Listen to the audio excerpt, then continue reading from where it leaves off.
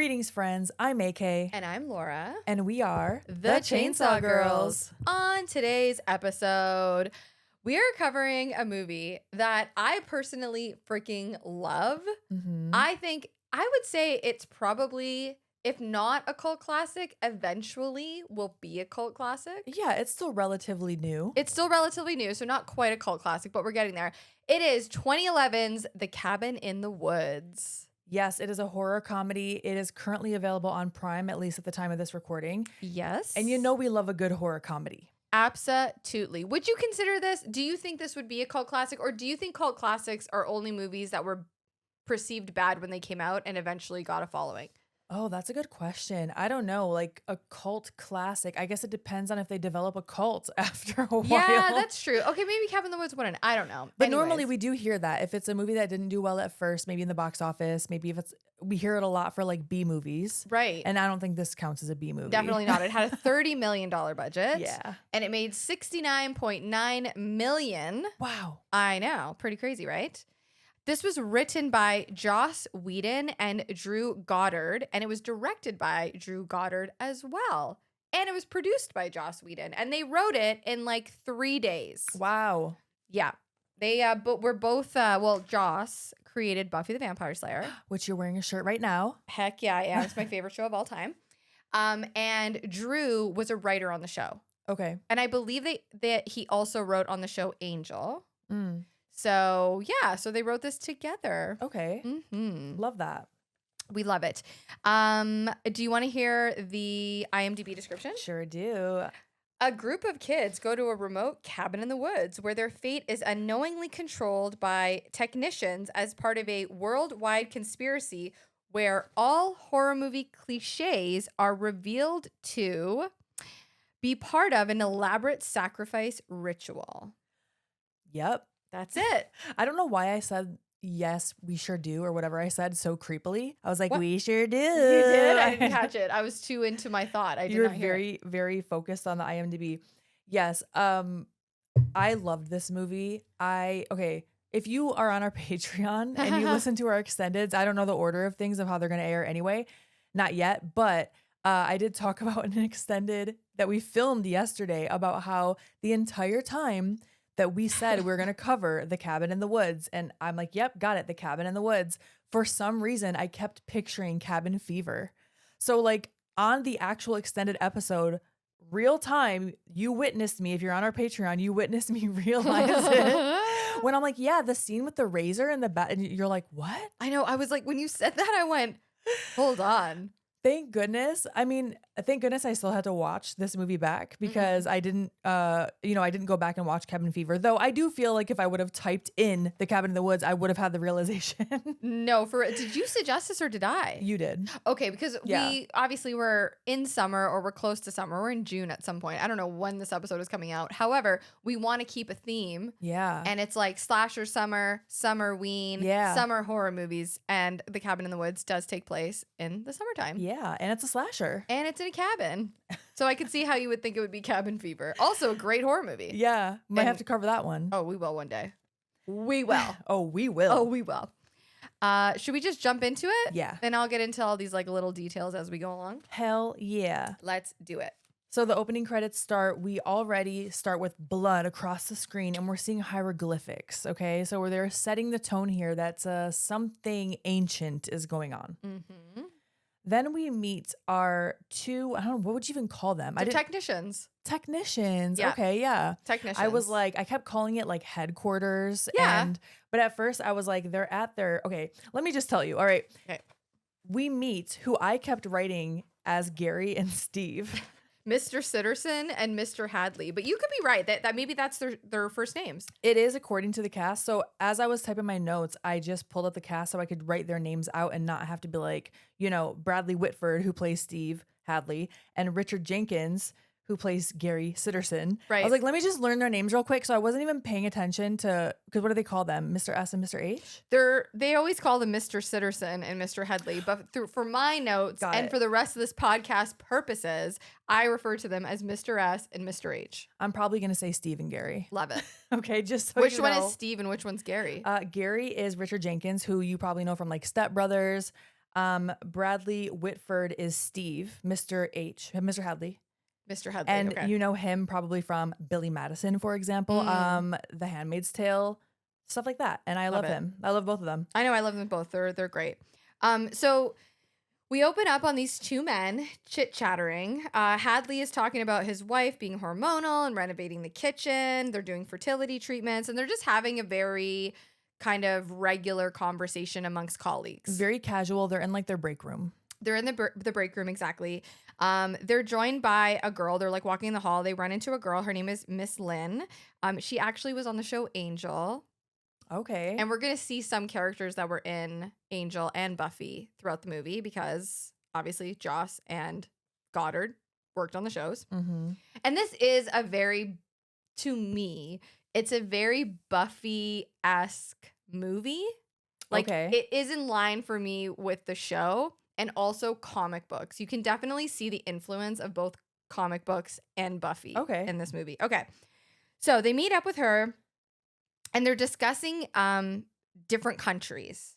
Mm-hmm. America is number 2 after Japan. Mm-hmm. We don't know what they're talking about exactly, but there's something going on here. Right. They're in sort of like a big factory or like a headquarters factory, something like that. Yeah.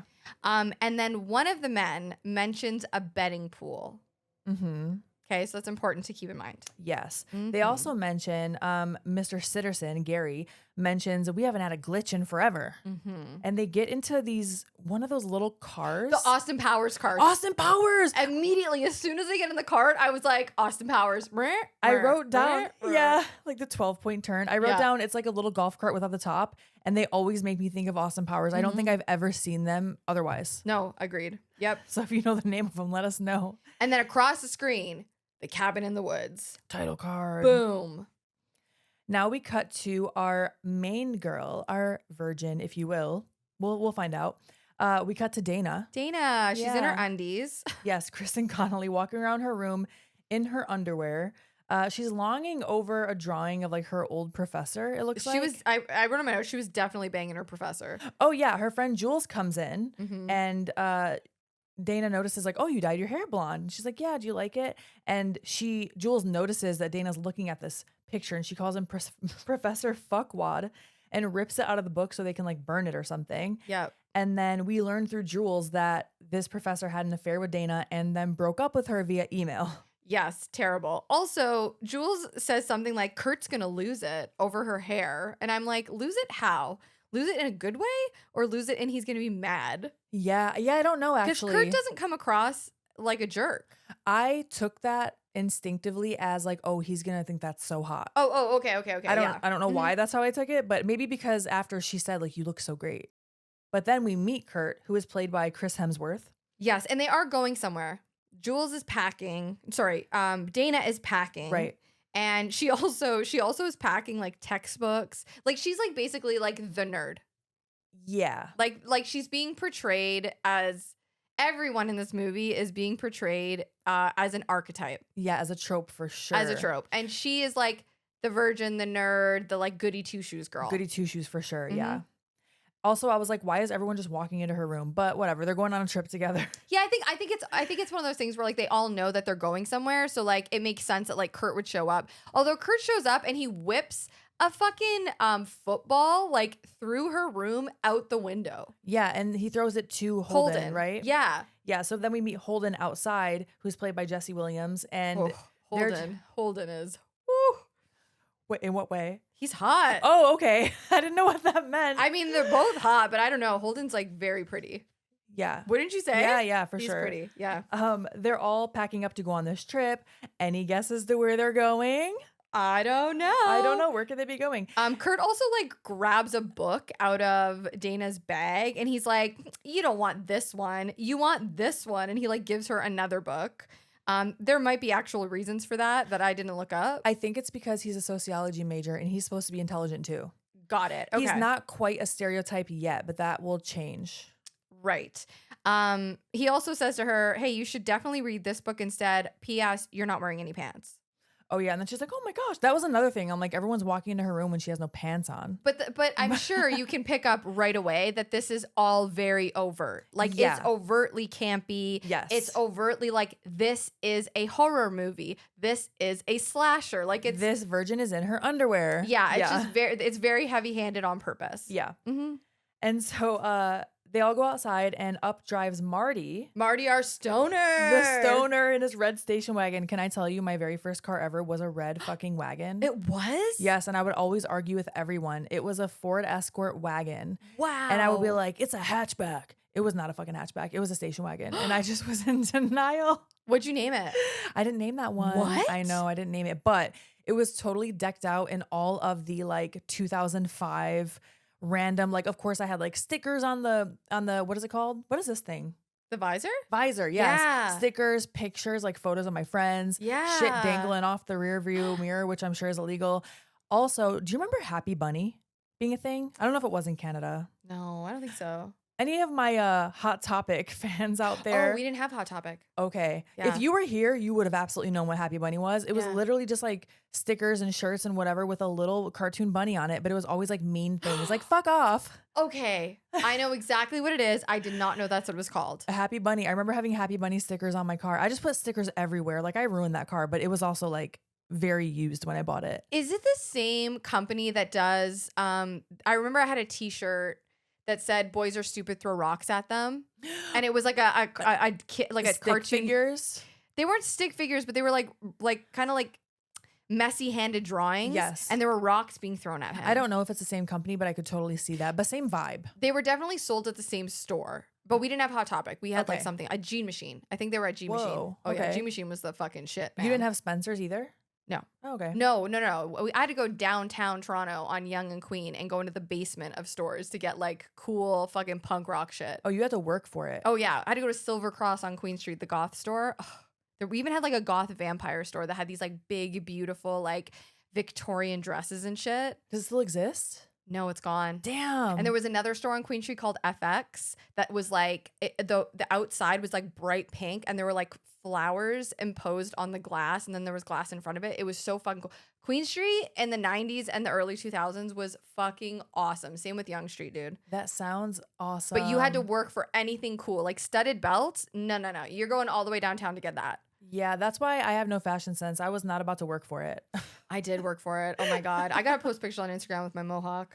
Yes, please do. So, any hoogly boos, Marty shows up and he is blasted. He's also smoking a ton of pot in his vehicle. So when he pulls up, there's smoke just pouring out of like the door and the windows. We find out that we're heading to Kurt's cousin's cabin or his like country home. Yeah, also Marty has a retractable bong that turns into a coffee mug. And it's real. That's a real, it's a prototype mug that. I was going to say, that definitely looks like a Spencer's thing. No, I believe it was made for this movie, actually. Wow. I have it in my notes here. So yeah, the thermal coffee mug / bong was a fully functional mug and bong and cost $5,000 to make. I guess if you have a budget like that, you're like, sure, we'll throw away $5,000 on this thing. I mean, it was cool. It was very cool. Also, can I say, the actor that plays Marty, his name is Fran Kranz. Mm-hmm. He received extensive prop and behavior training in order to capture the stoner persona of Marty. He received a 2-hour joint rolling session and a separate bong lighting session from expert consultants. I want to know who he consulted with for that. Was it Tommy Chong, who they do make a reference to in this movie? We love it. Okay, so I thought I would add that in. Yeah, so all 5 of them head into this RV and they are going to a cabin in the woods. Yes, they are. And we also see, as they drive off, we see a man on a roof with a little earpiece, and he's radioing or he's talking to someone, and he's basically saying that they've left. The nest is clear. That's right. Mm-hmm. Now, on the road, Jules is complaining how the GPS is useless, another trope. Mm-hmm. The GPS is useless, and Marty is like, that's the point. We got to get away from technology. There's no cell phone service. They tell us this right at the beginning that they're going to have no service. Right. No, like you said, no GPS. Like they're on their own, which is great. They're setting it up that way. Yes. Marty is rolling a fatty for this pimp daddy. Okay. Yes. I actually wrote the exact same thing. I said, Marty is basically telling the truth about society as he rolls a fatty. Oh, I was like, did you say for this pimp daddy? That's a Godfather reference. Oh, I didn't, but I did say that he's not the rolling a movie, fatty. not the movie, the wrestler. Anyway, he's talking about Society. He Yeah. is. He's basically he's telling the truth about society while he rolls a big fatty. And it's like, I feel like, first of all, Marty's very smart. Marty figures shit out before anyone even like considers it. And of course, no one's gonna listen to him because he's the stoner. Because he's the stoner. Yeah. Yes. He says something about chips being put into kids' brains to track them. I was like, you do sound crazy. But he does, but also he does not. I know. Scary. And so we cut back to whatever military center. That's what I wrote. Well, we're just gonna call it headquarters. It's a headquarters. Yeah. That Hadley and Sitterson are working at, and they are acquiring their targets. And we see a map zooming in on somewhere. Yes, and it's also important to note they're being let into a very secure control room by a military or ex-military. His name is Truman. And honestly, the best way to describe it is it looks like an old control room. There's like monitors everywhere. There's big buttons. There's like light up shit. It's like what you would think is like the headquarters of like some big, literally anywhere, any military base is what it looks like. It was shot in an actual building. This is not a set, so they had to film at night when the building was closed. Whoa. Yes. So it's an actual like center? Yeah. Like that? Whoa. Yep, exactly. That's wild. Yeah, it's very Big Brother. That's what I think when I look at it. It's like, okay, Big Brother's watching. Yeah, oh for real. Yeah. So, is he called Truman because it's like the Truman Show? Is that a reference to the Truman Show? I couldn't tell you. It could be though because they're watching on the monitors just like they do in the Truman Show. Sure, yeah. Maybe, I don't know. So now the RV stops at an old abandoned gas station on the side of the road. It's very Friday the 13th. It's very Texas Chainsaw Massacre. Yeah, it's very, very cliche. Now, not only does it look run down, but the sign also says closed. Yet Holden just goes inside anyway, which I also feel like is a horror trope. Mm-hmm. And as he's walking out, he goes in, looks around. It looks abandoned. There's also like frogs in jars. Like there's weird shit inside this gas station. There's like skin hanging from the ceiling. Yeah.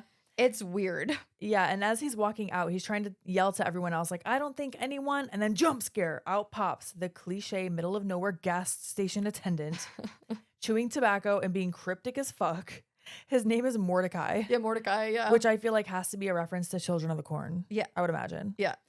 And he's rude for sure. Like, he's very cryptic. He isn't really making much sense. It's like he's speaking in riddles. He calls Jules a whore, spits his tobacco out. Jesus Christ. I know.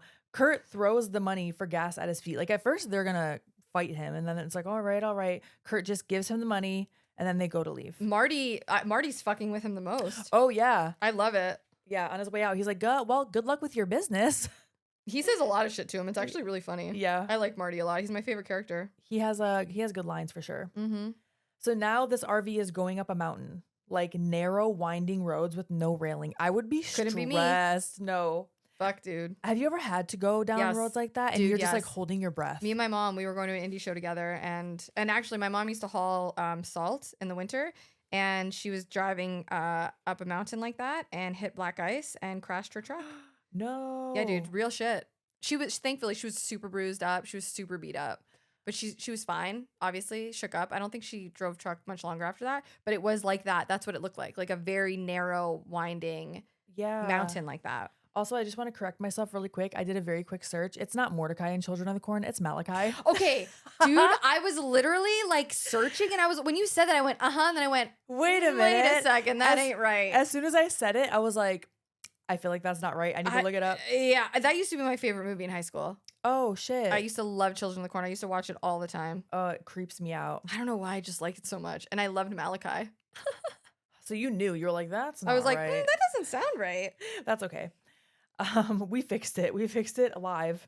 Okay, so we see a bird flying overhead as the RV is going down these winding ass roads. Mm-hmm. And it starts to fly in the direction that the RV is going, but it is stopped midair, almost like a fly zapper. Like, bzzz, like there's a force field that it hits and just falls. Yes. So we're like, what the fuck is going on? Mm-hmm. This isn't just a horror spoof. Like something else is going on. Absolutely, yeah. And they get to a cabin in the woods. It's very Evil Dead. Like as soon as they pull up, it's like, okay, we're I was about to say transformed. We're I know what you're trying to say. Transported. I was like, I know what you're trying to say too, but I can't think of it. Cheers. Cabin in the Woods. Evil Dead. Yes. Oh my gosh. I wrote that later on in my notes, especially when they start reading fucking Latin. I'm like, okay, this is the Evil Dead. Oh my God. And the cellar door, when the cellar door situation. Yeah. Definitely a lot of references to that. And so they're all exploring this cabin now. Dana looks very concerned when they pull up. Nobody else does. And so there's like little nods to Dana that she is unsure of everything that's happening. Right. She still goes along with a lot of it, but she's the one that seems like apprehensive, right? Whereas and Marty too. He's kind of like, which is foreshadowing, obviously. But yeah, they start looking around. The rest of the crew seems really fucking pumped about this shithole. I mean, I think they're just excited to have somewhere to party for the weekend, right? True. Yeah. Now in Kurt's room, sorry, not Kurt, Holden. In Holden's room, he notices a graphic painting. It's like some kind of massacre of an animal. Like people and dogs are all like ripping this cow or something apart. Ugh, it's really gross. Yeah. And Holden is like, hell no. He takes his painting down. And then there is standing Dana looking at him, but she doesn't see him because it's a two-way mirror. Dude, that is so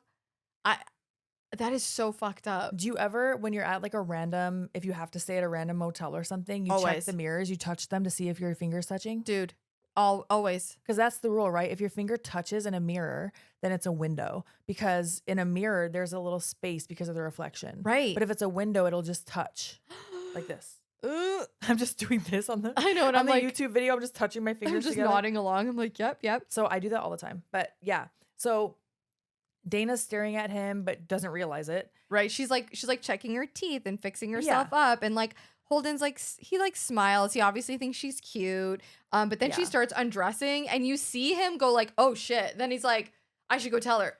Should I go tell her? I should go tell her. Yeah. There's a moment where he's deciding, but ultimately he does make the right decision. Thank goodness. Yeah. He starts banging on the wall. He's like, hold on, which is funny because that's almost his name. Holden. Holden. Hold door. Oh my gosh. And so he offers her switch rooms with her too to make her feel better. I think Holden's a nice dude. I do too. I thought that was really nice. Yeah. Because he could have just been like not telling anyone and just been a little creep in there. Fucking creep, and he wasn't. Yeah, he made the right decision. And then they switch rooms and immediately he starts taking off his shirt in front of this window that he knows she can see through. Okay, you're going to tell me that Holden ain't hot? I'm not saying he's not. Oh my. But I was like, God damn, Holden. But now she's the pervert on the other side, like, whoa, like seeing his body. And now he starts taking his pants off and she's like, oh shit, and puts the painting back up. Yeah. And then she sees the painting and she's she like, goes, no way. No way, puts a blanket over it. And now we pan out and we see all of these rooms are on monitors back at the headquarters. Can I also say Dana tries to flirt with Holden and like she can't flirt. Well, I don't remember what she said. I don't have exactly written down what she said, but it's like very like she tries to like banter with him and it doesn't. They're both a little awkward because Holden, his trope is that he's like the egghead. He's like the little nerd. He's like the nerd. Yeah. Yeah. And I think we'll get to it toward the end. They give them all names that are a little different than that, but yeah. Yeah. And so we see back at headquarters that everyone, Sitterson, Hadley, and their whole team are all watching these kids. Yeah. Okay. They have every room on a monitor. And then they get a call from Mordecai, the gas station attendant, because he is in on it.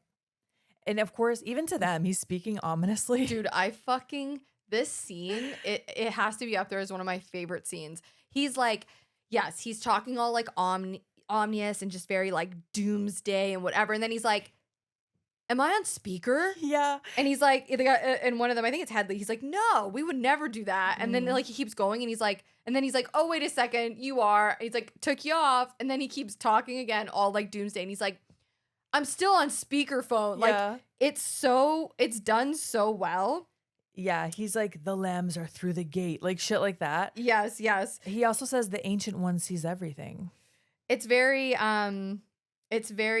campy and funny, and like I love it because you get to see that he is a real person. Right, like he has insecurities. Yeah, you know, because at first I'm like, oh, this is really how he talks even to them, and I thought he was trying to warn them of something. Right, and then when he almost like breaks character. Like, Yeah. oh, okay, you're just putting on this ominous ass act. Got it. Right. Also, Miss Lynn is in the room. She comes in the room and she starts discussing Jules's blood results and the level of horny juice in her bloodstream. So this is the first indication that they are actually doing things to them to have them do certain actions, right? So Yeah. like for example, she suggests piping in more pheromones to get her like more horny, I guess.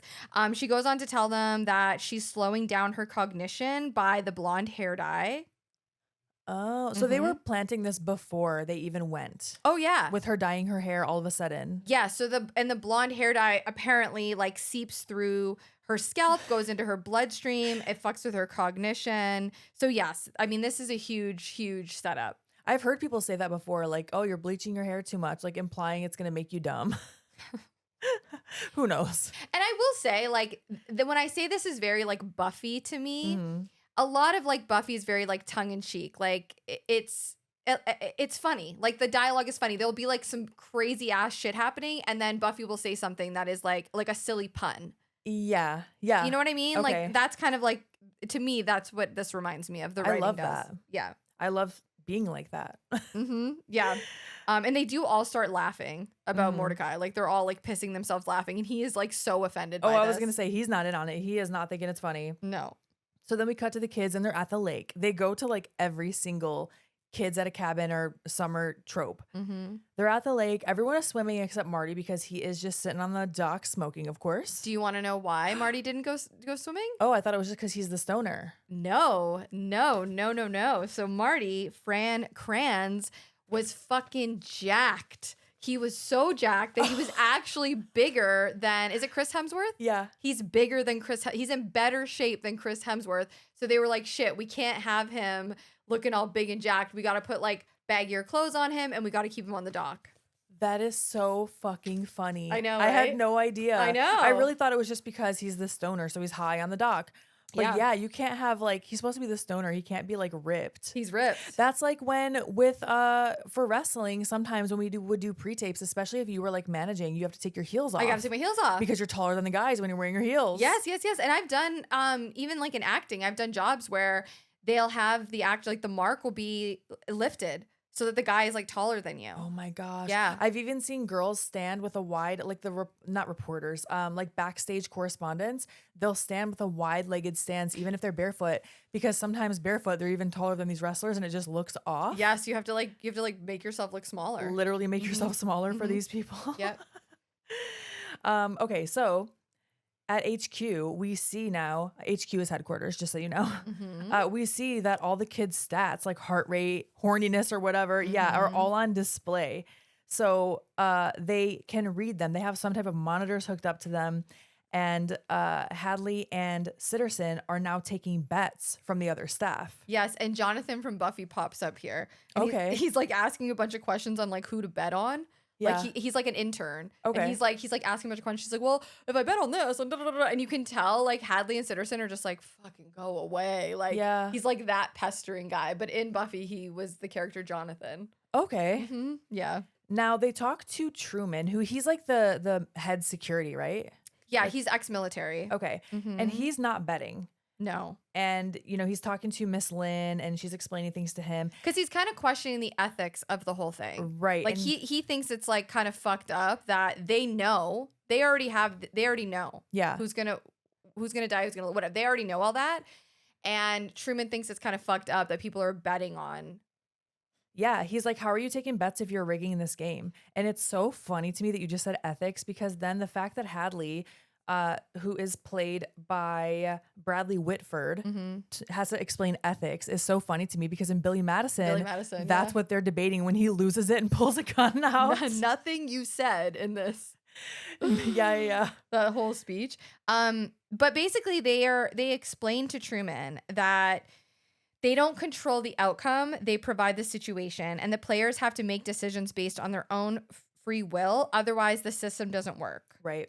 And the director, she doesn't need to know, or he or she doesn't need to know about the betting, whatever. Right. And so now they're like, all right, let's get this party started. Oh, and they refer to the cabin as a cellar. The cellar. The cellar. Okay. Yes. But I feel like the cellar, they're saying like, in the cellar where all of like the haunted items are. Right, right. And so pretty much at the same time, the kids are in the cabin yelling, "Let's get this party started." And then Hadley and Sarah are yelling the same thing about the bets. Yep, exactly. And so we see that the kids are all playing truth and dare, of course. Oh, Truth boy. or dare, not truth and dare. I think I've played Truth or Dare twice in my entire life. And as a child, I thought that was going to be a very big part of my teenage years. Yeah, Because every movie, it's like Truth or Dare. I do think I played it quite a bit, but it never got like, I don't know, salacious. Should we play Truth or Dare on Patreon? Oh my gosh, what are we going to dare each other to do? Something that doesn't require us moving. I know, I'm like, our dares are going to be very limited. But I feel like I would always pick truth too. I was like, I'm not doing whatever weird shit y'all want me to do. No, agreed. But Marty dares Jules to make out with that, quote, moose, unquote, on the wall, which is actually a wolf head. And it's like scowling, growling, I don't know. And she does a whole little scene with it. It's so gross. Dude, It's so gross. it's real gross. I know that it's like they add like a prosthetic to the wolf head, and I think they also added something to it to make it more palpable. I read Okay. something about that. She Yeah. does a whole little scene like, "Oh, Mr. Big Bad Wolf," or whatever. She is like licking its tongue. She's sucking on its fucking tooth. Dude, it's gnarly, man. It's I'm so nasty. like it is over the top. I couldn't do it. And I Mm-mm. think I have a pretty strong stomach. I don't think it would make me nauseous. I think that it would just like, my body would just have like a aversion to it. I would throw up. Well, you know me. There's no. I wouldn't, I wouldn't Yeah, go yeah. near it. I'd be like, "Fuck you." Who asked him to do that? Marty. Marty dared her. Yeah, Yeah. I'd be like, "Marty, you go make out with it." yeah. Or actually, maybe just don't touch the dead animal. Okay, And yeah. it's horrible. Here, Kurt teases Dana about being kind of like a chicken. Mm-hmm. So he's like, "We already know what you're going to pick, Dana. You're going to say dare, then you're not going to like what she says, then you're going to go say, 'Oh, I always meant to pick truth.'" So he's kind of poking fun of her here. And I feel like they were all good friends in the beginning, but now Kurt's becoming a little more like I don't want to say a bully, not full bully, but he's starting to tease Dana a little bit. He's turning into the jock. Yes. Mhm. He's turning into a trope of a jock. Yep. And so Dana's like, "Fine, dare." And at the same time, that trap door burst open behind them. Very Evil Dead. Yes. And Jules is like, "Perfect. I dare you." She wants her to go down there and explore. So Dana does with her flashlight. And And dark as fuck down there, man. so dark. There's a bunch of old photos, creepy dolls. Yeah, doll heads, masks. It's yeah. Which there's way more down there, which we will see. Mhm. Dana gets jump scared by a large photo, a large painting of someone, Mhm. some girl, and Holden runs down there. He's going to rescue her. Mm. Now all the kids come down. Marty lights a lantern, and you can really see that there's a lot of random items down here. A lot of weird shit. Marty's not feeling the vibes, man. He does not like it down there.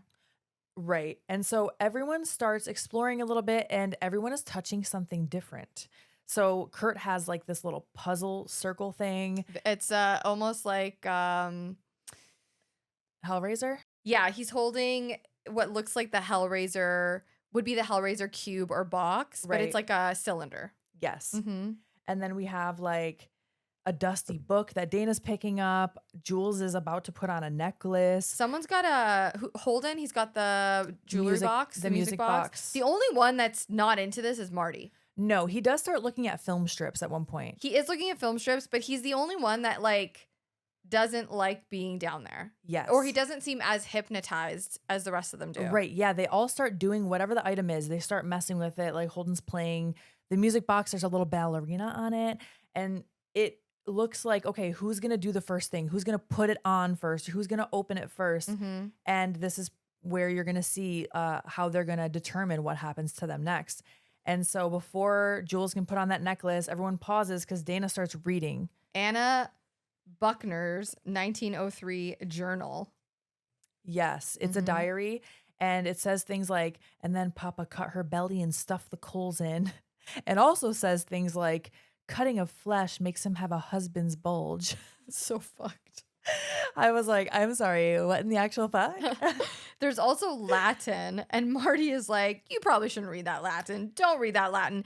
And then we hear like voices that are telling Dana to read it. Read it Read it. out loud. It says. Yes. And the crew is like, yeah, let her read it. And Marty's like, can we fucking stop? Yeah, he's like, do not read the Latin. Yes, exactly. But she does. But she does. She does. Actually, do you want to know what the definition of that Latin is? Yes. I will tell you. And in the meantime, I want to tell you that Marty also tries to dare them to go upstairs at one point. Yeah, he wants no part of it. It does not work. So the Latin translates to pain outlives the flesh, pain raises the flesh, pain ignites the spirit. Hate that. Don't love it. Don't read Latin out loud. I don't think you should.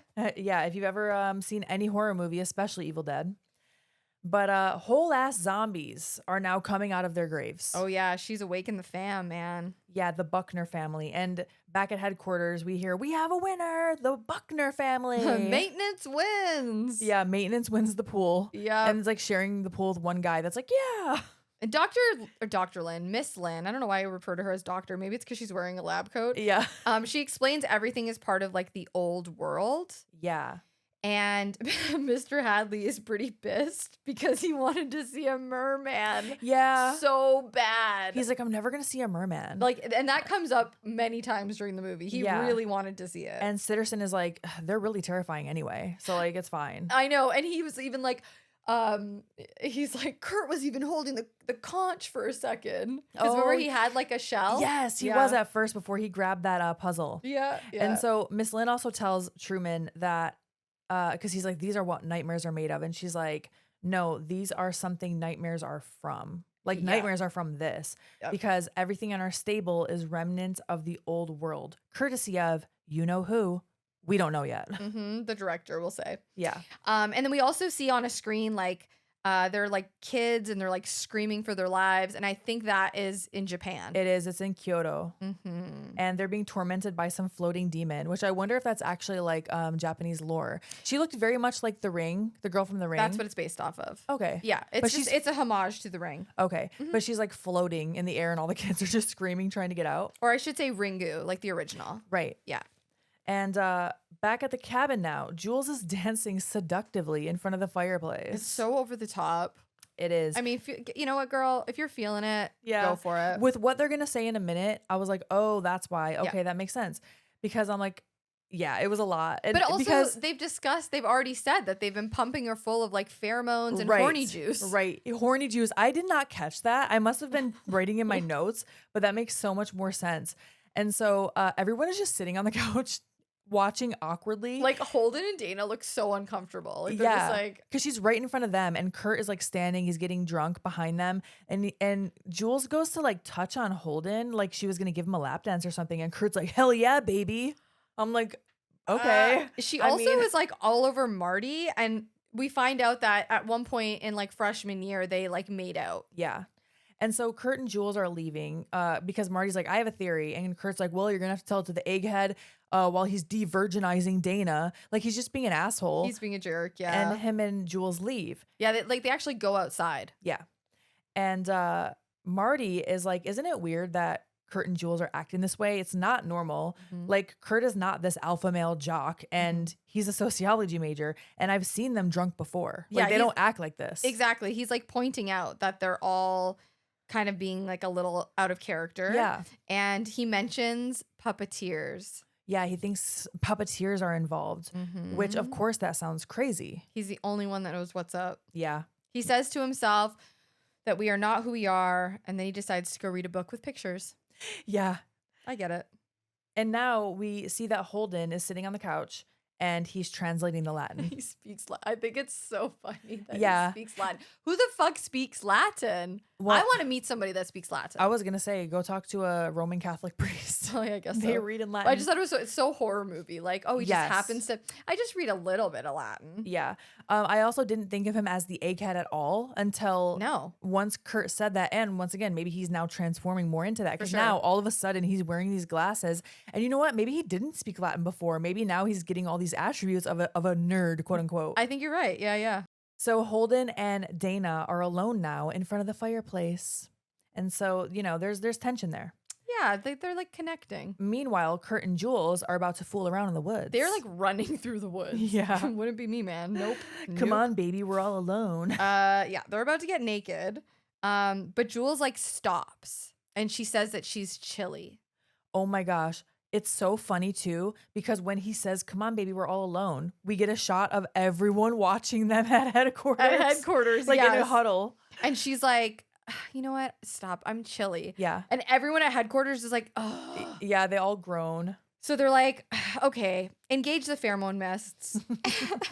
And they do. You can see out of the ground, like mist starts to come from the ground. And Jules is ready to go. Now she's into it. Oh, yeah. Yeah. And Hadley and Sitterson are like, all right, show us the boobies. Ugh. And Truman, at first I'm like, ew. I guess it was kind of a point to this. Truman is like, does it really matter if we see them? And he's like, we're not the only ones watching. You have to keep the customer satisfied. So that's why they're saying, show me the boobies. They're not just being perverts. I think it does like give you an idea of how big this goes. Yeah. And I also find it very interesting because this is a horror comedy. It is exploring the horror tropes. And it's kind of giving you a reason of like, oh, this is why we see so many boobs in horror movies, because it's this ancient customer that you're satisfying, you know? It's not just like, show me the boobs. It's like, oh, wait, it has a purpose. No, for sure. And just touching on that, Joss Whedon is quoted as saying regarding the movie, it's a serious critique of what we love and what we don't about horror movies. I love being scared. I love that mixture of thrill, of horror, that objectification thing of wanting definitely for the people to be all right, but at the same time, hoping they'll go somewhere dark and face something awful. The things that I don't like are kids acting like idiots. The devolution of the horror movie into torture porn and into a long series of sadistic comeuppance. Drew and I both felt that the pendulum had swung a little too far in that direction. And he's also quoted as saying the film is a loving hate letter to the genre. Okay. I'm not the biggest Joss Whedon fan. There are a whole, you can deep dive if you want to, research if you want to. He's not a great human being, okay? He has made some good movies and some good TV shows. But that was the idea behind the film, is why I wanted to bring that up. Okay. I could see that. I could see things that I would want to write a love and hate letter to, for sure. Yeah, and I mean, this is it. Right? Yeah. You know? So Jules does eventually take her titties out, and they're making out on the ground, and suddenly Jules gets stabbed in the hand. It's the zombies, the Buckner family, they have weapons. Dude, one has a giant bear trap on a chain. He is throwing the bear trap at them. I love a bear trap. You know this. Bear trap is my favorite weapon in a horror movie. When a bear trap comes out, I'm like, oh, yes. I do. I'm surprised they're not used more, actually. I love it, and I also hate it because that's so terrifying to me. Stepping on a fucking bear trap. Dude, in a violent nature, I love bear traps. Okay. But they have weapons. One throws that bear trap. It sticks into Jules' back and they start dragging her by it. Dude. And Kurt, you know what? Like, he shows some courage here. He does tackle the zombie. And he ends up getting stabbed in the process. And so then they trap Jules and Kurt is hurt. So they get this giant saw. It's like a rusty ass old saw. I couldn't tell because it was kind of dark, but did they have was it a two-way saw? Like one of those? It was nasty, dude. And off screen, they cut her throat. Yep, they slit her throat. I did notice a lot of the kills were off screen. And I didn't know if that was also like intentional, but it will play into something later. So maybe, I don't know. Maybe they wanted to do all of them like that so then none of them stand out as being different. So we'll see. Okay. Now, back at the headquarters after Jules gets killed, Hadley and Sitterson are like, this is what they say. This we offer in humility and fear for the blessed peace of your eternal slumber as it ever was. To be fair, they don't look like they enjoy this part. Mr. Hadley opens like some gimmick and he presses down a huge lever or whatever you call it. And we see a bunch of kind of like moving parts, almost like a clock, the inside of a clock, and something breaks and blood spills into what kind of looks like a wall. Yeah. It's the best way I can describe it. It's almost like it tunnels moving through a wall and you can't really see what it is yet. Right. Yeah. It also like pours into, because it's a whole contraption. It pours into like this ancient looking bowl that I think funnels into, we don't know yet. Yeah. And I'm like, damn, is that Jules' blood? Is that her blood? There are some type of, very high technology or supernatural elements here. So maybe, I don't know. Either way. I mean, potentially because they were able to get her to dye her hair blonde and to somehow get the whatever makes her cognition, Right. decline or whatever. They were able to do that. So they obviously have a lot of power, Yeah. you know? Marty keeps hearing someone tell him to go outside and he's arguing with it. And he's like, he's not a puppet, like that's what he's arguing. He's like, not a Yeah. puppet, I'm not going outside. But then he's like, you know what? I'm going to go for a walk. Yeah. And he does. Yeah. As he's walking out of the house, Holden and Dana are now making out Yes. on the couch. Yeah. And, she kind of mentioned something about wanting to take it slow or whatever. And he's respectful. Because she says she's never done it. That's Right. what she says. I've never done it. Yeah. But it's implied later that she isn't a virgin. Yes. That's why I was a little confused. It's because I think it has to do with the gimmick. Like once they're under that dome and all that shit is being pumped into their body. Yeah. So she isn't a virgin, but here she is. Yes. So I've never done it. Mm-hmm. Okay, that makes perfect sense considering what's happening to everyone else. And he's good about it. Oh, Holden's yeah. good about it. Yeah. Yeah. He's very respectful. Yeah. And Marty walks by them and he looks down and he says, Holden has a husband's bulge. So now Marty goes outside to pee and he notices that there are no stars in the sky. Yep. And he's like, we are abandoned.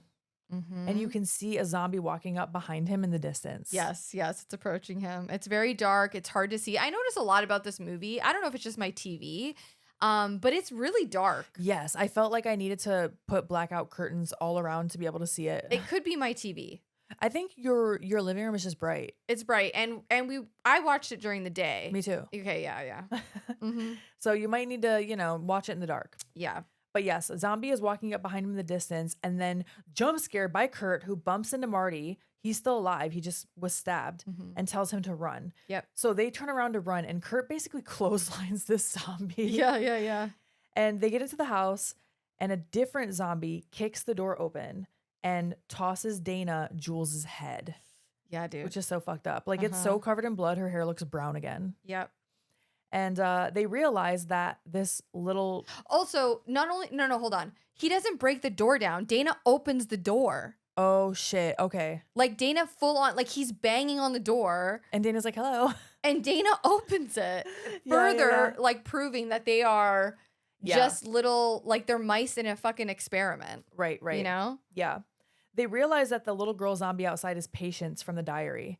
They put two and two together, like, oh, wait, I think they mentioned in the diary, like, her arm was missing, things like that. The Buckners. Yeah, the Buckners. So Kurt is like, all right, everyone, we got to stick together. Yes, he says we need to lock down this house. We need to board up the windows. And whatever happens, we cannot separate. And back at headquarters, Hadley is like, damn it. And then Sitterson is like, watch the master at work. And he goes and like presses some buttons or flips some switch.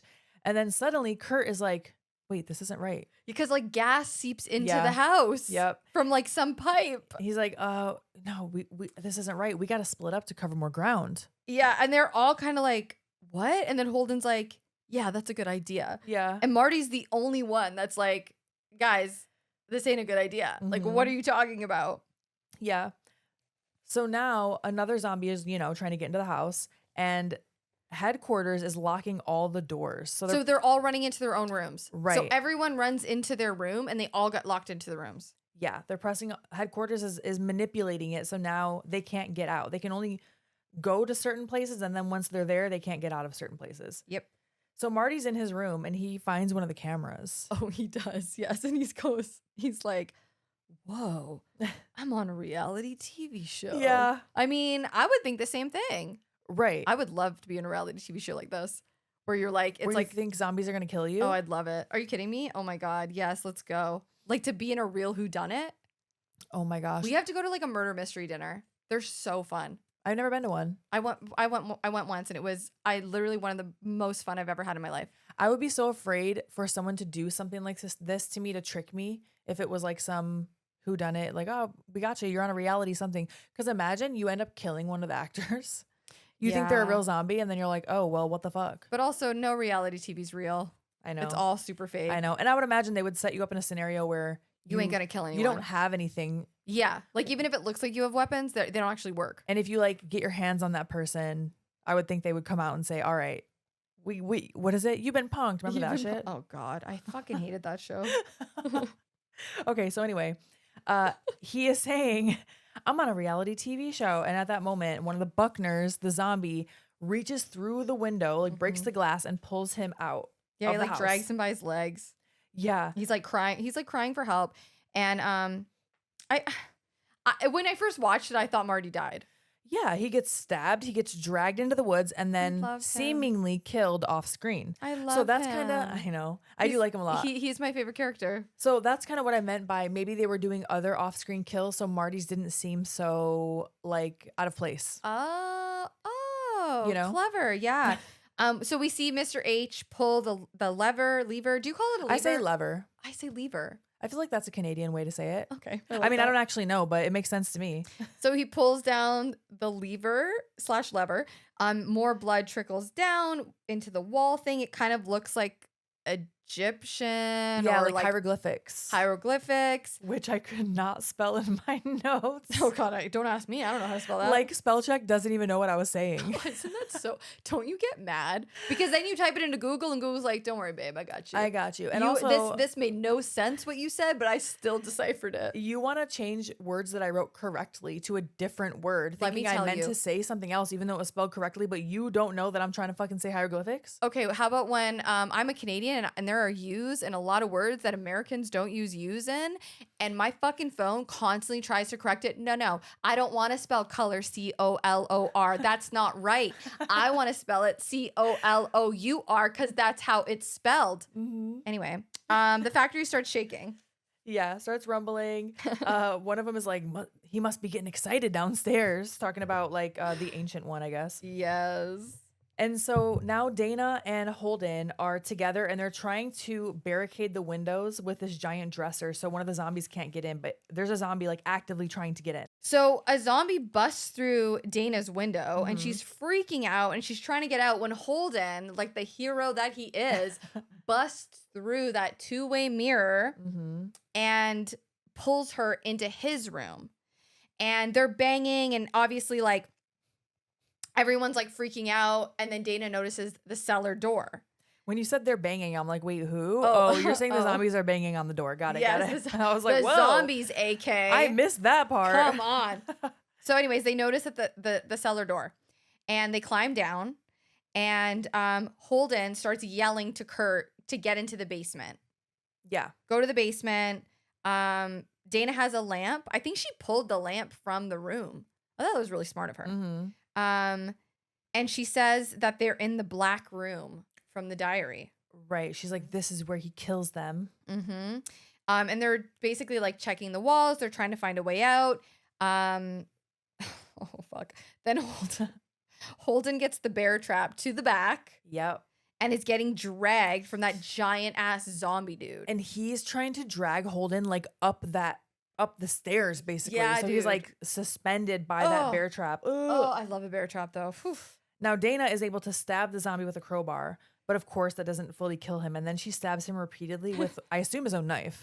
Yeah, and there's like black blood everywhere. Yeah. Mm-hmm. And Mr. Hadley back at headquarters is like, oh, these zombies. Remember when you could just throw a girl in a volcano? Talking about like ancient sacrifices. Yeah, dude. And then Mr. Sitterson is like, how old do you think I am? Like it's such a office humor type of thing to say. Yeah. Like they seem very normal. Yeah. So then Dana and Holden and Kurt escape, Kurt shows right? up. Yeah. He gets out. They're all running. They run to the RV. Yes.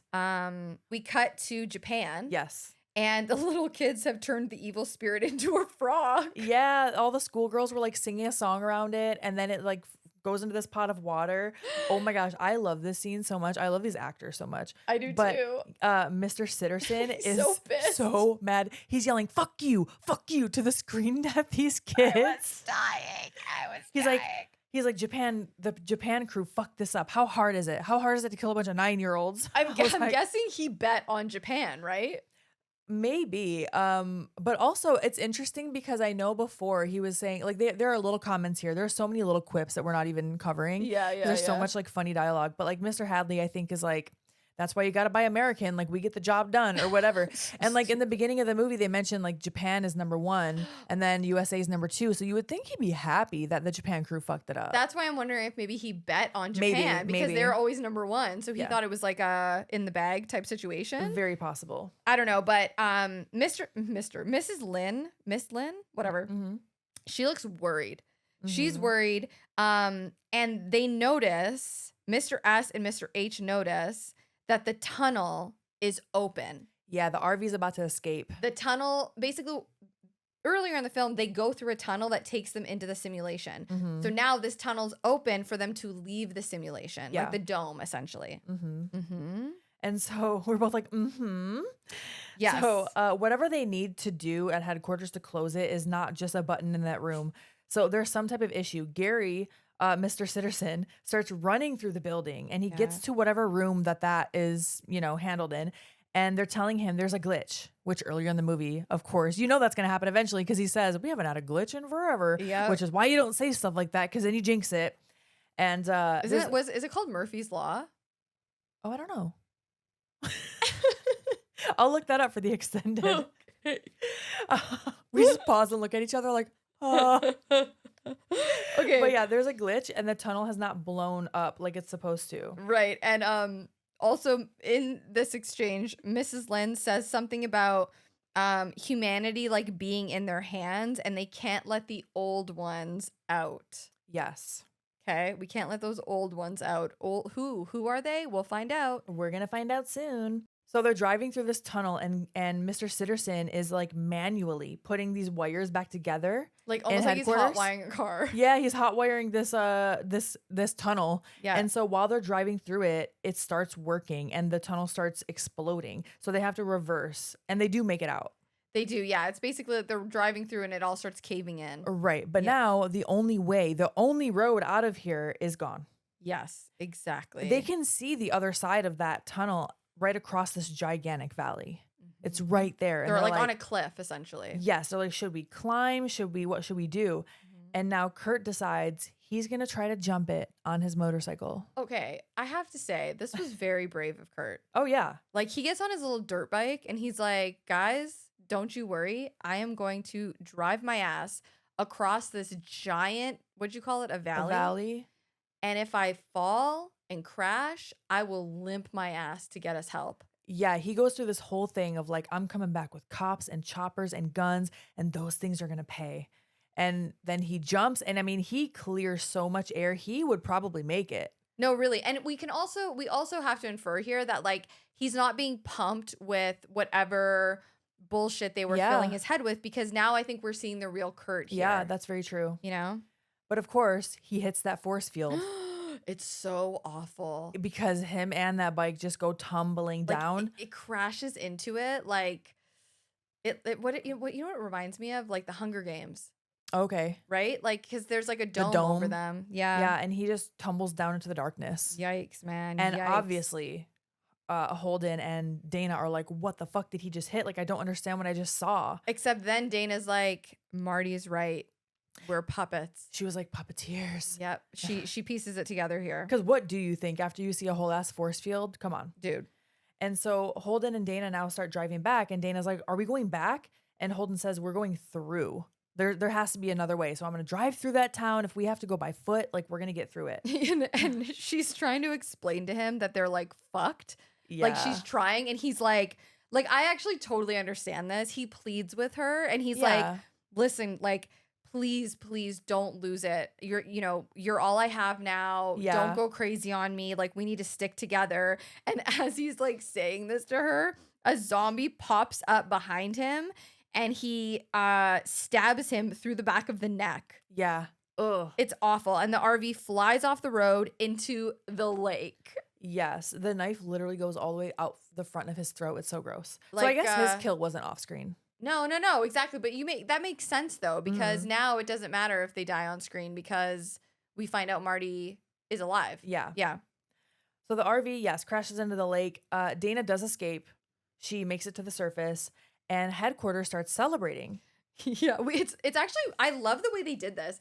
So we see Dana and the RV like fall into the lake, whatever. And then they cut to champagne bottles being taken out of like ice, like an ice bath. Yeah. And I just loved how they did that shot. That was cool. Yeah. It was a cool transition. Yeah. Yeah. And so Truman, the security, is like, how are you celebrating? There's still one alive. Yeah, Dana's still alive. Like, what's going on? And then they explain to him that the death of the virgin is optional as long as it's last. And she suffers. And they just want to make sure she suffers, which she did. And Mr. H admits, he confesses that he's low-key rooting for her. Yeah, he's like, you know, she has so much heart. And he goes into this little sentimental like monologue. And then immediately in mid-sentence is like, tequila, my lady. Because like other people have walked in the room with bottles of tequila. And I think also like, I feel like they can't show empathy towards these people publicly. Like, Oh, yeah. you know what I mean? Like, I feel like that is definitely there's something to that. Yeah. And I want to say, Drew Goddard, who's one of the co-writers, he was inspired by his upbringing in Los Alamos. Alamos, does that sound right? Los Alamos, New Mexico. So lots of scientists there were working on like nuclear weapons that essentially could destroy the entire world. Okay. And they're just going about it like living their lives normally. Yeah. So that he was inspired by that. Yeah. Because they're living like these normal lives, but they're also killing people, and really the whole world is like in their hands. Yeah. And they're celebrating with tequila and making bets. Right. Even though Miss Lynn does explain to Truman like the reason that they make bets and the reason that they're doing all this is to cope with the fact that their jobs are so fucking awful. Yeah. And it's the only way they can let off steam. Now, is it ethically right? Absolutely not. But she's trying to explain that earlier in the movie to Truman. Yeah. And so we see everyone partying at headquarters. Meanwhile, on the screens in the background, we can still see Dana. Yeah. And she's making it to a dock. One of the zombies comes and grabs her, starts attacking her, like tossing her around. And the people at headquarters are just having casual conversations with that going on in the background. Like they literally don't care if she lives or dies because their mission is already accomplished. Yep. Like they're saying things like, oh my gosh, that one part, like, oh, yeah, that was so exciting. Or like that made me scream. Like they're talking about it like a movie. Just a casual movie. Like these aren't real people. Yep. And now Mr. Sitterson is telling the people that were in charge of the area that glitched, like, oh, you guys almost gave me a heart attack. And they're like, yeah, that wasn't our fault, though. Like, power was rerouted from upstairs. And he's like, what do you mean upstairs? And then an ominous red phone rings. Yes. And They look concerned, man. Yes, Hadley and Sitterson, they stare at each other. And Mr. Hadley's like, turn the fucking music off. Oh, it's like so dead ass. Like he's just like very serious. So he answers a phone and you just hear him saying things like, no, that's impossible. Everything was done within the guidelines. No, I'm not doubting you. Which one?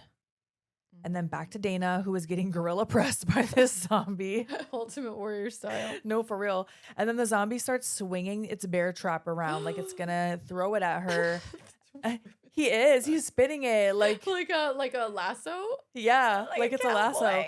Yeah, I don't know why that thing needs momentum. Or it's like, He's a showman. yeah. He's showboating. He's like, this is the final kill. And then it is intercepted by like a stick or something because Marty is still alive. I know. He appears behind the zombie and he saves her. She grabs a 2x4 and she hits the zombie in the head with it.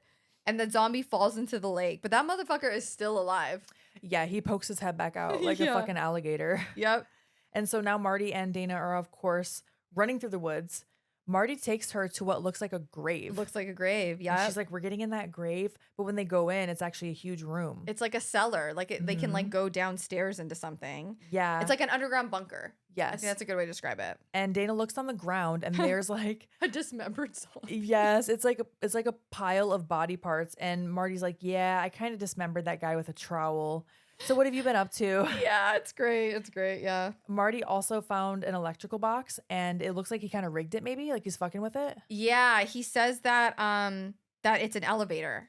Yes, he found an elevator, so he presses a button and a door just opens underneath. Yes, and he says like I'm pretty sure I can get this thing to work.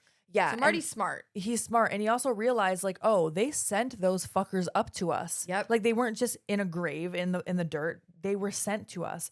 So we need to go down this elevator, which at this point, it's like, what do you have to lose? If you stay there, you're gonna die. Oh, I would get in the elevator. Either the zombies are gonna kill you or they're Yeah. gonna find another way to kill you. Absolutely. And especially now that they know they're in a simulation.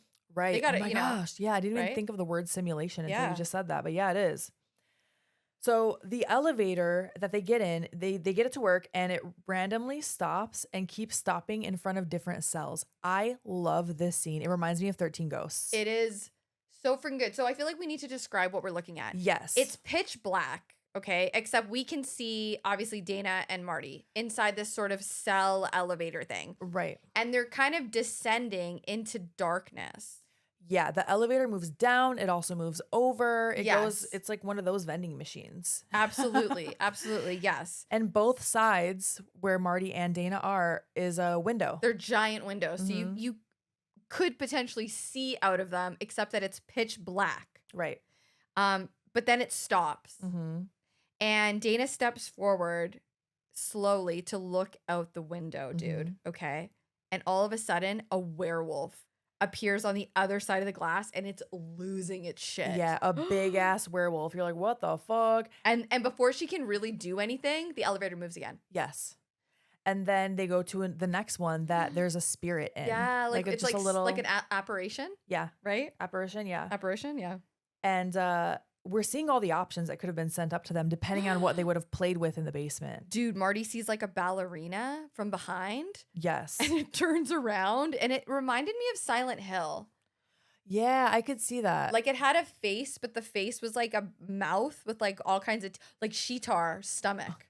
yeah, it was like it was like circular teeth, like Yeah. rows of them. Yeah, dude. And so that probably would have been the music box. oh, If Holden would have been the one to do that ballerina thing. bang on, dude. And even though the music did start playing, so I don't know what else he needed to do with it, but there was Oh, this one's my favorite. the Hellraiser. Oh, dude. Yeah, explain it. Go ahead. Okay, so Dana is like looking out the glass and she's looking at it's basically like Pinhead Mhm. without the Pinhead spikies. He has saw blades coming out of his head. Yes, and he's holding the puzzle that who was playing with that? Kurt.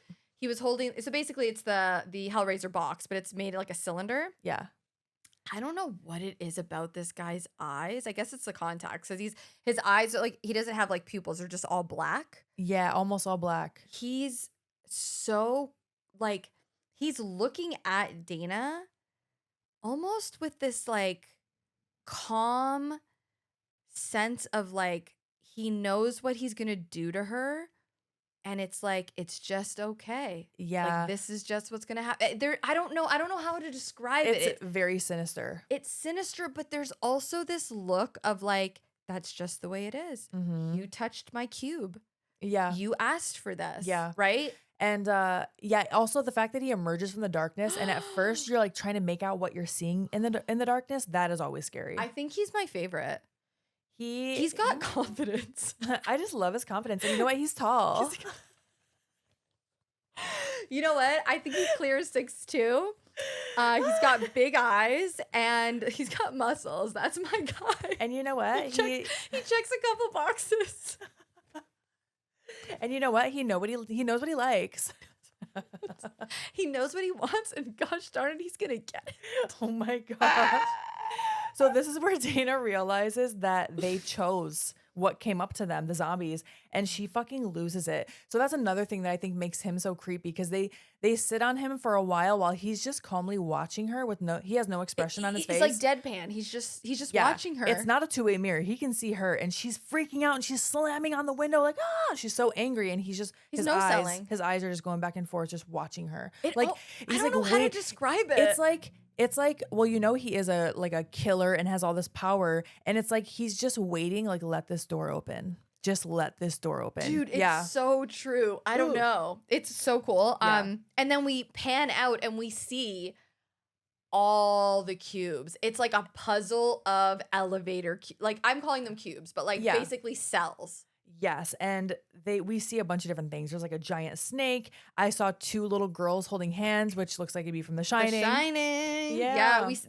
We're gonna see them, but there's a clown homage to Pennywise, obviously. My gosh, yeah. We see a lot of monsters, werewolves. The Buckners end up coming back into the fold here because all these elevators have different monsters in them. And I Right. want to say they used 1,000 people. They turned into 60 different types of monsters. Wow. Yes.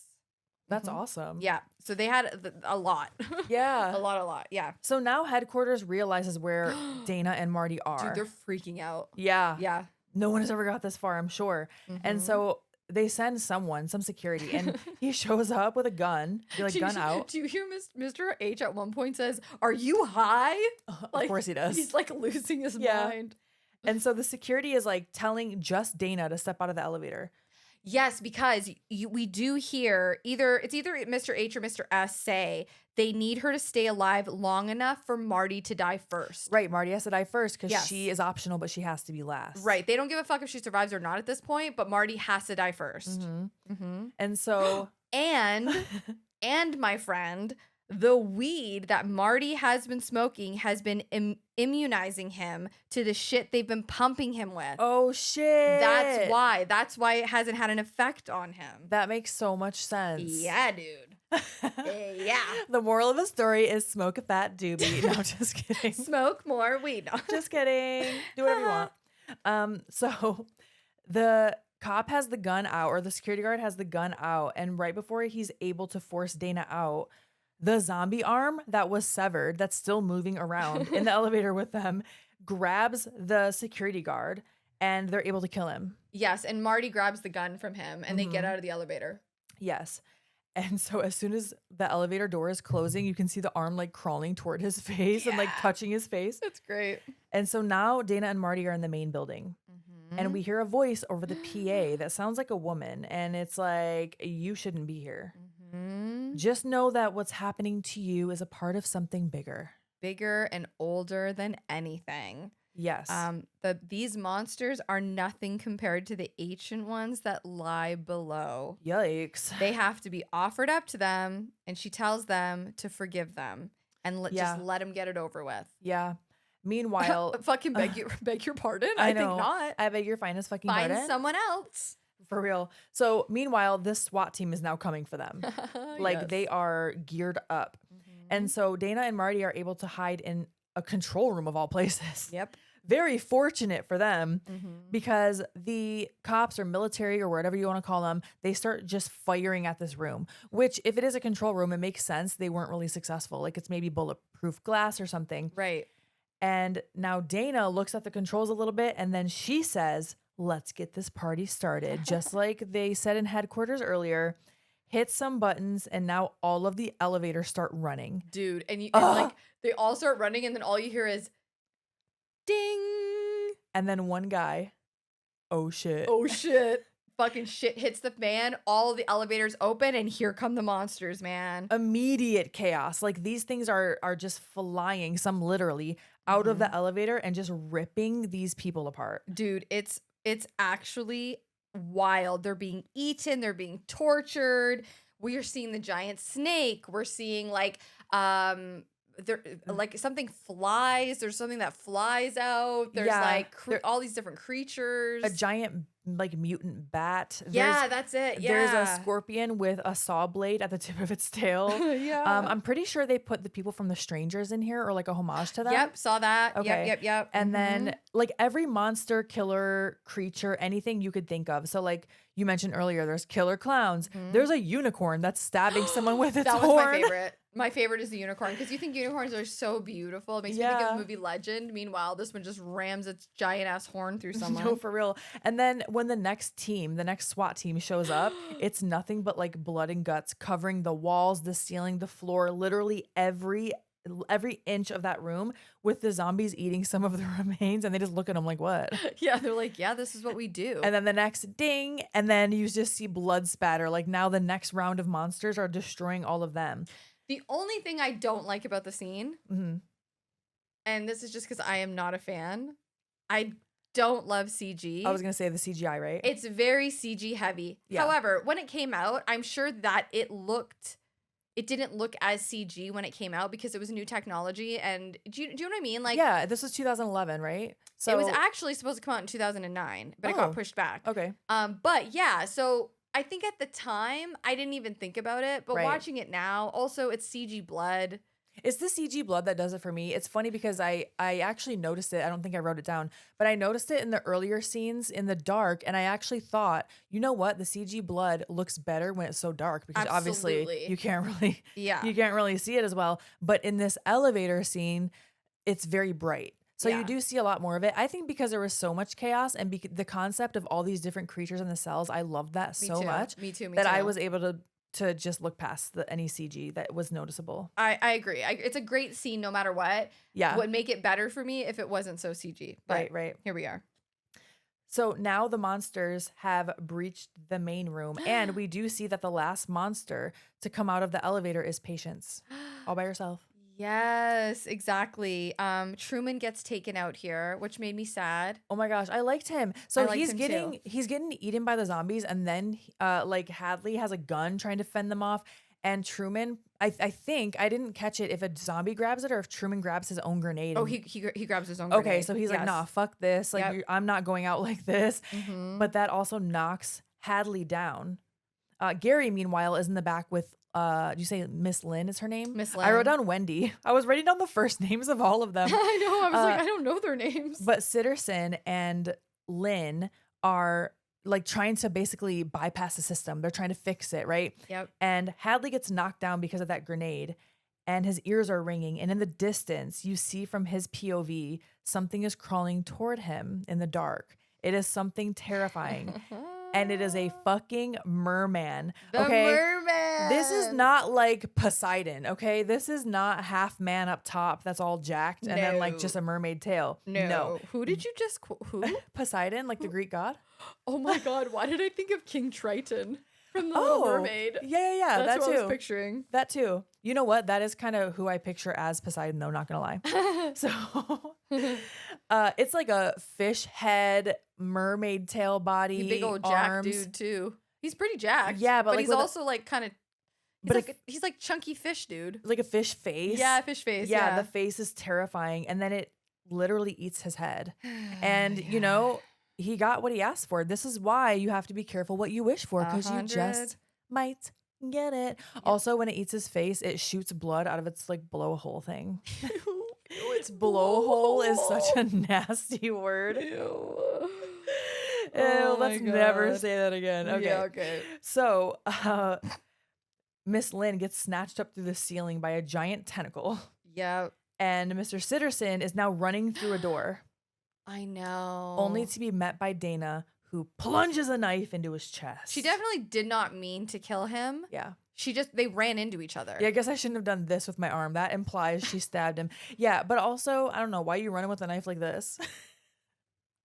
I mean, Right? there are monsters everywhere. Oh, that's true. That's true. It's not like Yeah. they're running from people, right? Yeah, so she's ready to stab something. She You're right. is, and she stabs him, and he pleads with her and tells her to kill Marty before he ends up dying. Yeah, okay, so he says, please kill him. And I didn't know who she meant. Kill Marty. I was like, does he mean Marty so that the world will, Yep. whatever? Or does he mean go downstairs and kill the ancient god?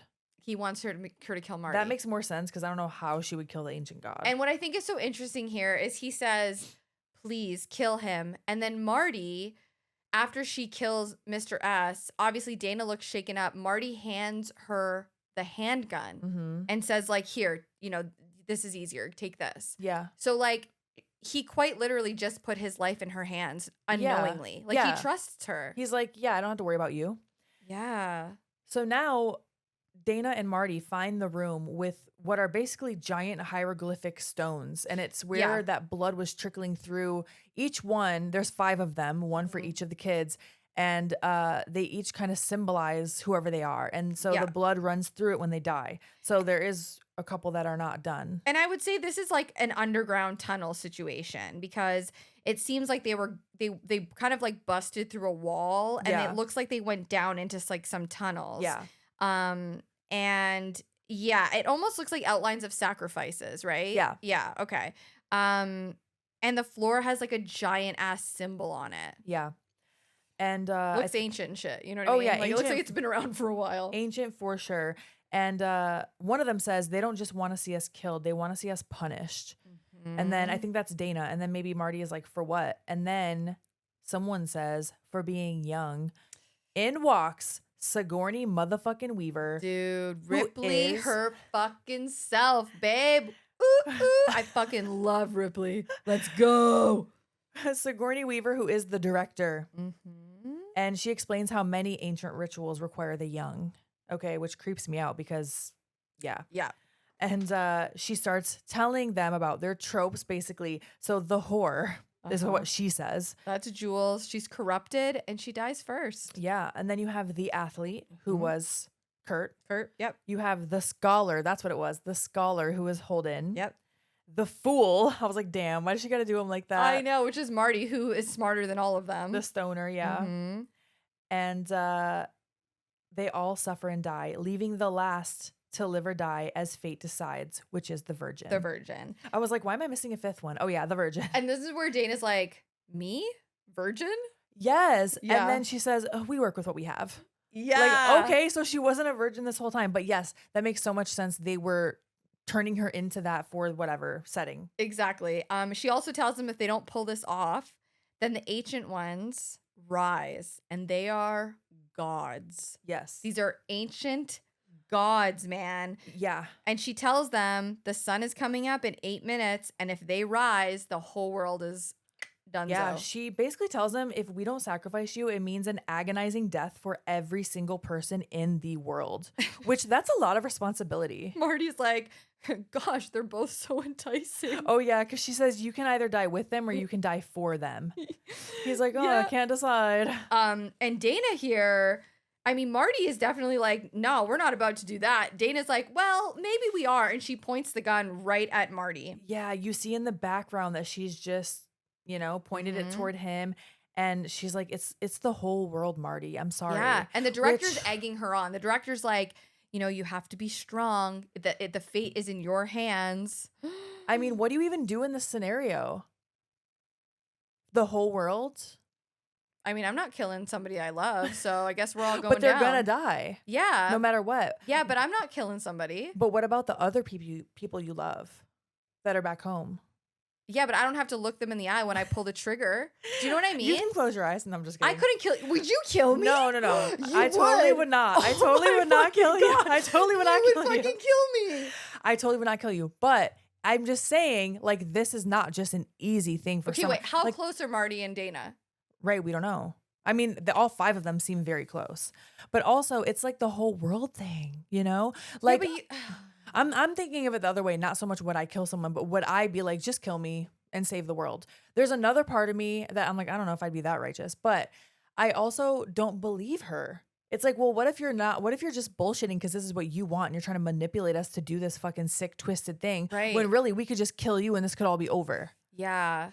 So my go down swinging mentality, I feel like I would kill her first, Yeah. even if whatever happens after. If I was the one that needed to die first, for example, I'd be like, well, let's kill the director first and see what happens.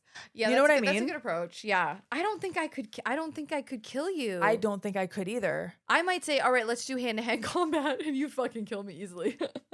Oh my gosh. You're like MMA I would not want to do that. You like snap my neck in a second. Okay, hand-to-hand combat would be so much harder to do with someone you care about. Yeah, but just pointing a gun and pulling the trigger, because now you got to now. Okay, so let's say that you do that and the world survives. Now you live with that. You got to live with the guilt of knowing that you killed somebody that you were like close with. Yeah. Yo, I don't know, man. That's tough. I hope to never be put in a situation where the whole fate of the world is in my hands. Well, don't become Buffy the Vampire Slayer, because then it will. Although I would love to be the Slayer. I was gonna say I'll try. I'll try not to become Buffy, but All right. okay, so she says, I'm sorry. And then Marty looks at her and we can see the werewolf is coming up behind Dana. And he says, so am I. And the werewolf bites her. She falls. Chaos breaks out. Dana is on the ground hurt. The director and Marty start fist fighting. They do start hand-to-hand combat. They're like fighting for the gun. Yeah. And Dana does warn Marty that Patience is coming up behind him with the axe. So yes, she was pointing the gun at him, but she is still like, okay, well, now I'm rooting for you, Marty. Yeah. You can only die if it's by my hand. Right. And he's able to flip over so that the axe lands directly in the director's head. And so our girl Sigourney, short-lived part in this movie, she's dead. Now- Marty ends up shooting the werewolf too. Yes. He shoots the werewolf, and then he kicks Sigourney over the edge. Yeah. Yep. And so now Marty and Dana are left alive. They sit next to each other covered in blood. I know. And like it's like the ground starts to shake. Yeah. Dana's like, she goes, I don't think Kurt has a cousin. Yeah. That was like the first thing she says to him. And then she's like, I'm sorry I almost shot you. I probably wouldn't have. Yeah, they apologize to each other. Yeah. And then because Marty says, yeah, I'm sorry that I let you get bit by a werewolf. Yeah, and she's like, I'm sorry for almost shooting you. Yeah. Oh, not only sorry that I let you get attacked by a werewolf, but also an end of the world. Yeah. Not almost end of the world, actually end of the world, because by not dying, he's about to end the world. And he also lights a blunt while he's apologizing. Oh, that's a vibe right there. And then she starts smoking with him and basically saying like, fuck, like humanity. I mean, it's time to give someone else a chance. Yes, it's time to give someone else a chance, which I often feel that, to be honest. I know. Dude, the ground starts shaking. They smoke, they hold hands, and they just wait for the end, dude. Yeah, and a giant hand of the gods bursts through underground and like through the cabin into the world. Through the cabin in the woods and up through the world. And it's like it looks like a lava hand, almost like there's cracks in it and you can see like fire. It's a gigantic hand. And I guess the whole world ends. And then it's boom, boom, boom, the cabin in the woods. The cabin in the woods. The end. What a fun movie. I do kind of love that they're just like, no, we're not going to do that. Like, we're not going to do the whole, like, just sacrifice me for the whole world. It's like, nah, we'll just let the world go. Let's just let it go. Let's just let it burn. I feel like that was the right ending for this movie. I think it was perfect. Yeah. I feel like that was the perfect ending. Yeah. Do you want to hear some like tidbits about the movie? I sure do. All right. So, couple things about Drew Goddard. He actually wrote Cloverfield. Do you like Cloverfield? I do. I love. We should cover that. Oh yeah, I really like that movie. I freaking loved it. He also created the Netflix series Daredevil, which I didn't know. Okay. It was originally this movie was originally going to be released on October 23rd, 2009, but it was pushed back to 2010. Then it was put on the shelf due to financial difficulties until Lionsgate picked it up and got the distribution rights in 2011, and then it was released in 2012. Okay. So it was filmed before, like a few years before it was released. Yeah. And I believe it was before Chris Hemsworth like blew up as Thor. Yeah. So when it came out, the Avengers had already come out, correct? I'm pretty sure that he was already turning into a household name, but he had filmed this way prior to the Avengers. Okay, that makes sense. I was gonna say I was surprised that he wasn't in until the very end. Mm-hmm. Wait, Chris Hemsworth? Yeah. What do you mean to the very end? Oh, you mean he dies. didn't survive? Yeah. Oh, I'm sorry. I thought you said he came in at the very end, and I was like, what? He did? No, I was like, oh shit, what? Did I get the names wrong again? No, you did not. Okay, so a couple of things.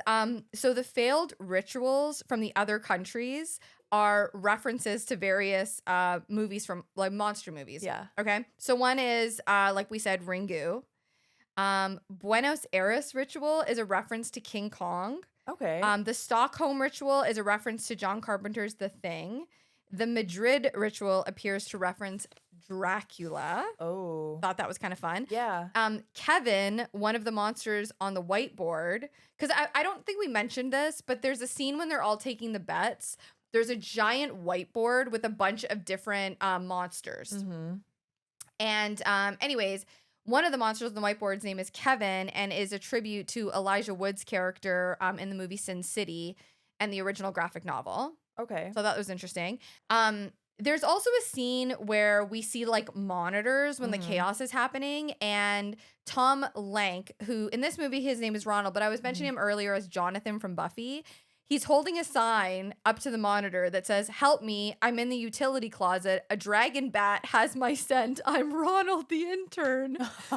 But they tried to get it close so you could see it, but you really can't read it. Yeah, I was gonna say I could not see that. Yeah, but that was in it. You just obviously couldn't see it, but I thought that was pretty funny. That is funny. And then the floating head monster was played by the movie special effects makeup artist David Leroy Anderson. Okay. I thought that was like kind of fun. Yeah. And the film's final scene, which was written by Joss Whedon, is meant to be his version of the You always were an asshole, Gorman, scene from James Cameron's Aliens. Oh, yeah. Isn't that fun?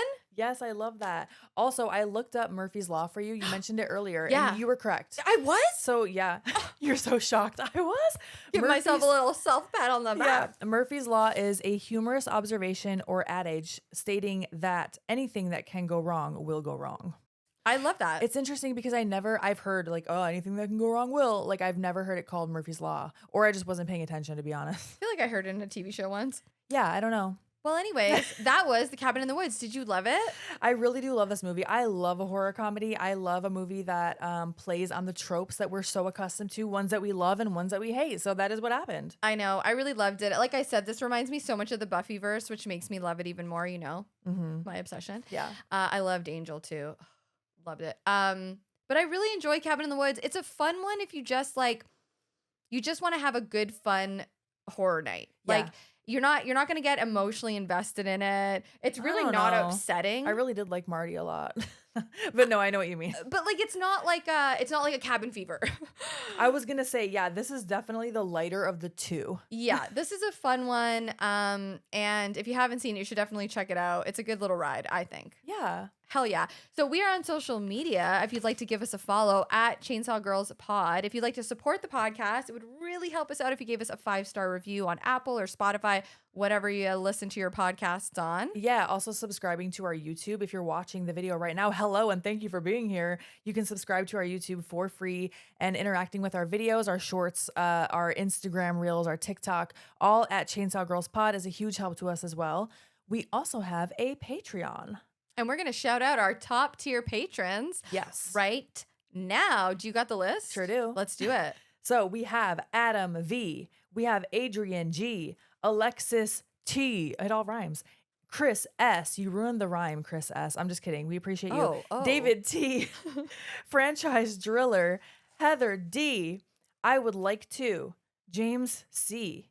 Jonathan W. Josh N. Millie C. And Rob B. Thank you so much for being our top tier patrons. We appreciate you guys so much. Okay, bye.